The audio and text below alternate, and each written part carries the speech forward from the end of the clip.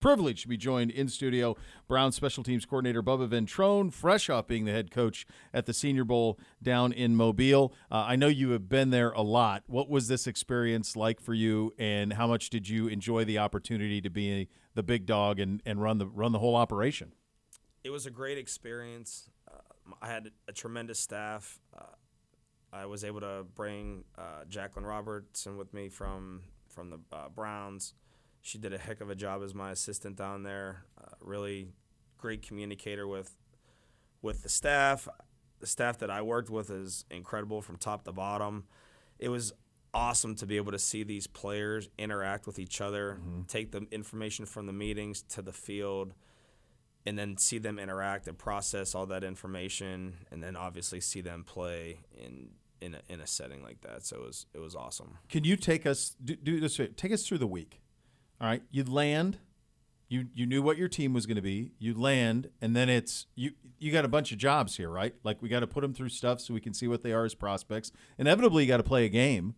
So you got to get install, and I'm sure it's all pretty vanilla, but at the same time, like, you got a week to put stuff in. Take us through kind of like what that week is like.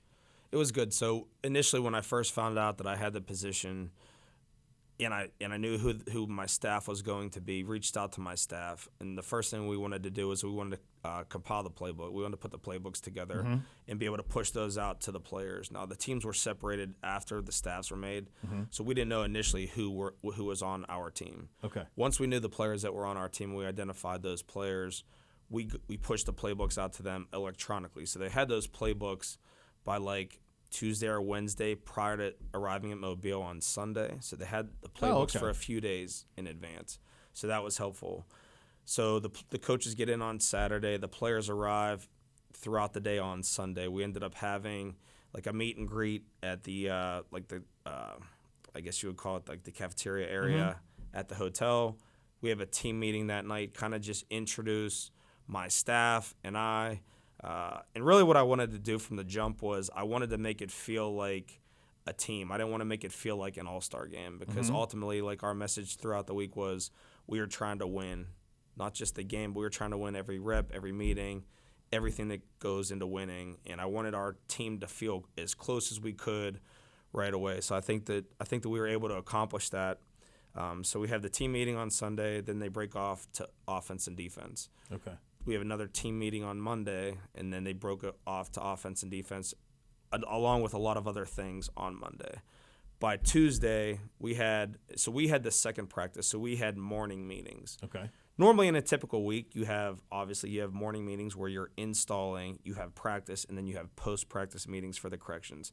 Down in Mobile, we only had the players one time a day for meetings. So we had our meetings in the morning. The national team had their meetings in the afternoon. Okay. So we installed in the morning, then we would go to practice, and then the coaches would come back, watch the film, prep their meetings for the next day, and then we would have the players the next morning where you would have to hit corrections and install and then go to practice.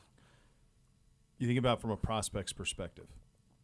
You put years of your life on tape, and then that's done, and now you're going to go prepare for the NFL. So you have your resume, which is your tape. But now you have Senior Bowl, Combine, Pro Day, all of that. As from your perspective as an evaluator of talent, what percentage are all of those? Obviously, to make one big picture of a prospect, how much of it is the tape resume? How much of it is the hands-on experience that you got down in Mobile, which is incredible for a team like us? It's got a lot of picks that we have. You got hands-on. And how much it is what happens between now and the draft? Yeah. How do you break that kind of down? To me, ultimately, the most important evaluation tool is your tape. Yeah. Is your tape. I think that the combine obviously confirms what you're seeing on the film most times. And I think that the Senior Bowl is an extremely, incredible resource for scouts, coaches, GMs to be able to see, okay, you're seeing football with players going against the best players in the country against each other in a setting where everything is pretty generic and vanilla. You get to see different body types go against different body types, different skill sets against different skill sets. The way that we structured practices, we wanted to give the scouts and the general managers what they wanted to see. A lot of times, like, they want to see those guys in a one-on-one setting, like receivers against DBs, Yeah. tight ends against safeties. And a lot of times, like, those pass rush one-on-ones are very valuable because now you can see, like I said, different skill sets against different body types in that one-on-one setting where you can really see those, quote, traits come to fruition and see them like truly like be able to put their traits, into play.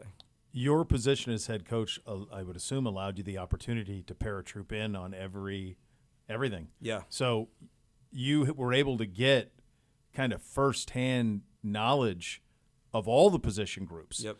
How valuable was that for you? And then you come back here, you do a debrief, whatever, like to be able to say, you can vouch for guys now, personally. It was great. I was able to, so each day I would start with a 15-minute team meeting where you're really hitting the goals of what you're trying to get accomplished that day, some corrections from the previous day, and then things we want to improve on, obviously, going into the practice.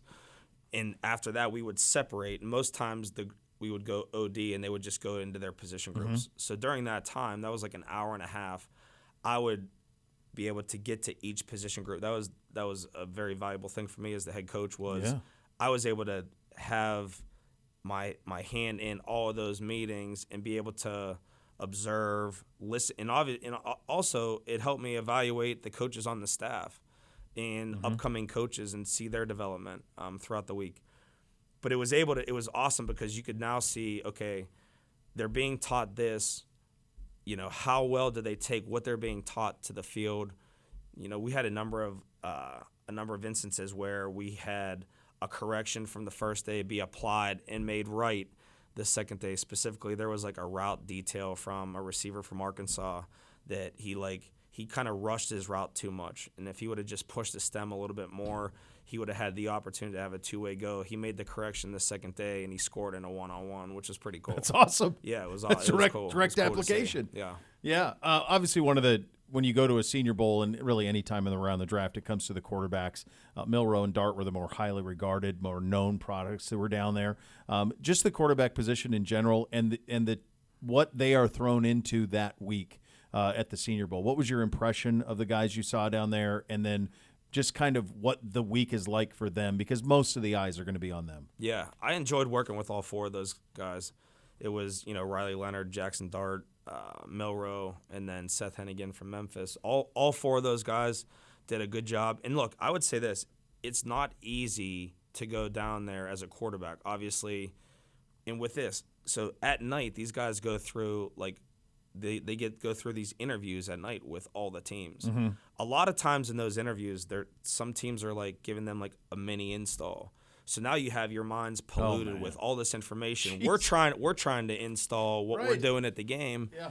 So that can be hard at times. And then also now you're throwing to guys that you've never thrown to before. Right? You're taking snaps from nobody you've ever taken a snap before. Obviously, some of those guys worked more out, like Jackson and Seth worked more out of the gun in college than they did under center. So that was an issue the first day, is getting the quarterback center exchange on point. So just the unfamiliarity with, those types of things and having those really guys that you're not familiar with, and you could see the improvement from day to day, and then obviously into the game we had some decent production. Will you, as long as you live, forget how that ended? And just so our audience... No, it was unbelievable. Just so our audience knows, so Seth Hannigan, your team won, which you said we're going to win the week. Well, you did. You won the game and you won the week. No shot. So our D coordinator, the D coordinator we were going against was our defensive line coach, Jacques Cesare. And he was talking some noise against me pregame to Tom Pelissero, so I had to come back, and we had to finish it the right way. Well, you did. So Seth Hannigan hits a TCU receiver by the name of Jack Beck. Beck was named the MVP of the game. Betch, sorry. Yes. Betch was named the MVP of the game. His brother was one of those who was killed in the New Orleans attack around the Sugar Bowl. It was tough. Yeah. That's a lot. For the game, the Senior Bowl did a really good job of tributing his brother at the game. Everybody in the game wore so his brother played football at Princeton. His name was Tiger, wore number 7. So we had a number 7 decal, like with the tiger print through it on the back of their helmets. I thought it was a really nice job by them. The kid was, first off, the kid is a stand-up kid, like incredible person, incredible like teammate, great leadership, tough, just the epitome of what you would want in a football player. And then having to go through that and lose your brother only a few weeks prior to that, and the way that the game ended. So we have the ball. It's 4th and goal. There's 7 seconds left. His brother wore number 7, which is kind of crazy. And he ends up catching the game-winning touchdown. It was a special moment to see, and it was cool to see his parents, going at him after the game. Man, that's higher power stuff there, brother. Yeah. That's a lot. That's a lot going on. That was absolutely. I did want to have you had a chance to talk to you since the season was over. I did want to. We talked a lot about the last spring about the new kickoff rules and all of that. You went through a full year of it. What worked? What didn't? Did you like it? I did like it. I think that there was definitely a lot of a trial and error period to the first half of the season. We made some adjustments. We had some decent production from about the mid-season point on. There's a lot of things we're going to do different on that unit, a lot of things we're going to teach different. We're going to go back and do a deep dive and study into the things that worked, be a little bit more, I would say, going to use more different types of blocking techniques and things that I think are going to help us be able to have a productive play. It's one of those things you weren't going to know until you did it. Yeah. You know what I mean? Like we can practice it all we want out here, but till you see it played in a game, and then everyone will adjust to that going forward. Great seeing you. Appreciate it. Thanks for stopping by. Yeah, no problem. Special teams coordinator Bubba Ventrone in studio with us and head coach of the winning team. The American team. Unlike Jacques. Hate to see it. Thank Good seeing you, buddy. As always, Bubba Ventrone here in studio.